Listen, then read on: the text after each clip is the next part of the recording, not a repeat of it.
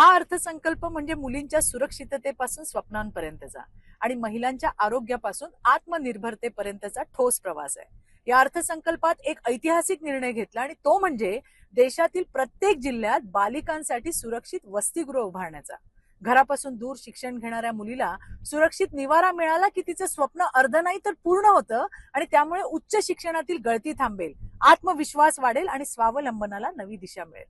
याचबरोबर शिक्षण, रोजगार आणि आधुनिक तंत्रज्ञान यांची सांगड घालण्यासाठी AI सारख्या बदलांचा अभ्यास करणारी स्थायी समिती आणि युवकांच्या क्षमतेला व्यासपीठ देण्यासाठी खेलो इंडिया मिशनला पुढील 10 वर्षाची नवी ऊर्जा हे दूरदृष्टीचं प्रतीक आहे. अजून महत्वाची गोष्ट म्हणजे महिलांच्या बाबतीत सायलेंट किलर संकटावर मोदी सरकारने प्रहार केलाय.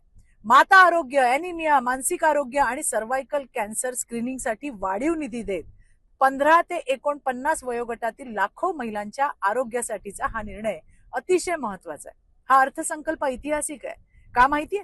कारण या अर्थसंकल्पात फक्त महिलांसाठी 5.08 लाख कोटी निधीची तरतूद केली आहे. हा निधी महिलांच्या शिक्षणाला बळ, रोजगाराला दिशा, आरोग्याला सुरक्षा आणि पायाभूत सुविधांना आधार देणार आहे.